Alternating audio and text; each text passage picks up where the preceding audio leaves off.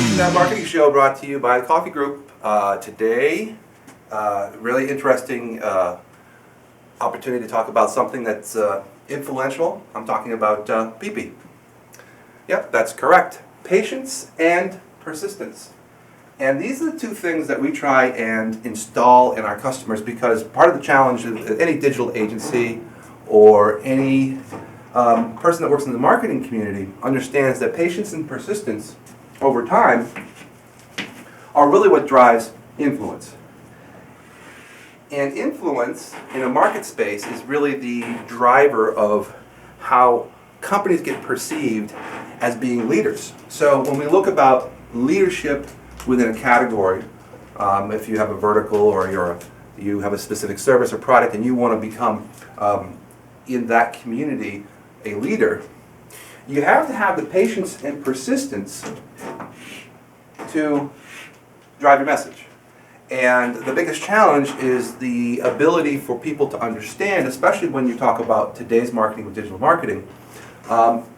There is the world we're growing up into, or the world that we've grown into with our digital ones and zeros and our iPads and our phones. Everything's a constant on, and everything's a constant, I need it now. And we're really in a society of just one button click, I want to get it right this second, where influence takes patience and persistence. And what we talk about with our clients, and this goes for any business and it goes for any other opportunity that you're trying to persuade someone to potentially, if you're a business, you're trying to persuade a client or a business, another business to work with you.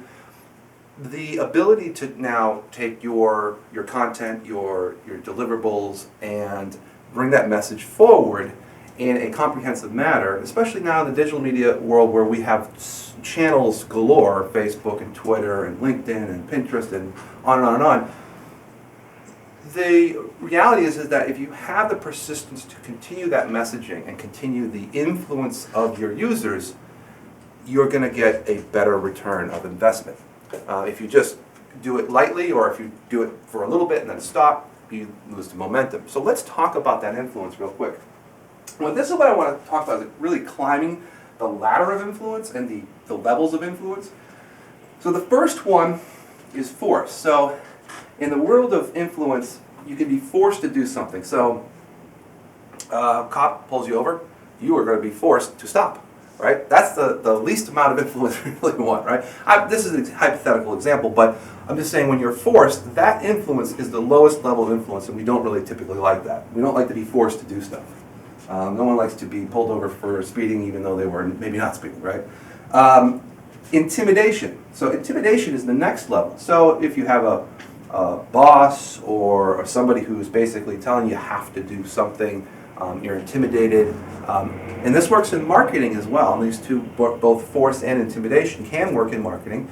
You can be intimidated by the fact that someone may tell you that if you don't do something, then something's going to happen. And in the case maybe with digital marketing, someone may say, hey, your competitors are doing that. If you don't do it, then you're going to be in dire straits. And that intimidation marketing strategy does work, but it's on a lower scale, right? The next one is manipulation.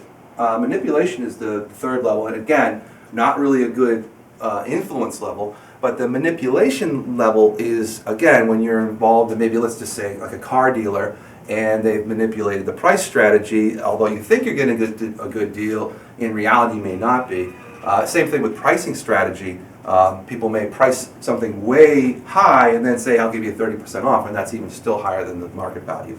So this manipulation is still not a good influence. Now, we're talking about positional strategy for influence. Now, positional strategy is where it starts to turn, where we see maybe where you have a positional strategy of being considered better than the others. And positional strategy is where, even in the digital marketing space, where we start to bring in some of the pieces of what makes sense when you deliver content and you have patience and persistence.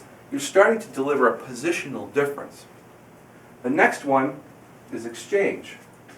So now you're exchanging goods for services. So this is, or you're exchanging value for a ability to now have influence in someone's either marketing plan or someone's deliverable. So exchange is the exchange of now an equal positioning of either value and price to service, or a different type of product that matches up with a value statement.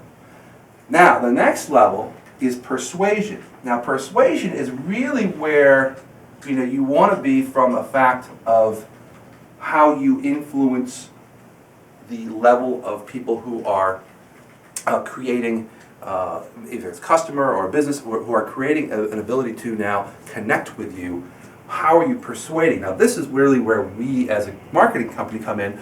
Our marketing, our copywriting, and the things that we do are made to persuade customers or persuade business clients to get to the exchange level, right? So we're moving up the ladder. So now we're at the platform of talking about the level of influence, and the top of these levels is respect. R-S-E-C-T, right? We know this. It's a song.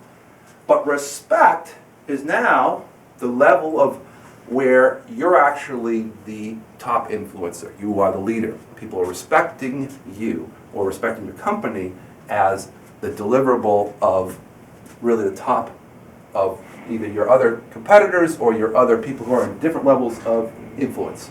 Respect is people who write you personalized letters to say how much they enjoy your service or product.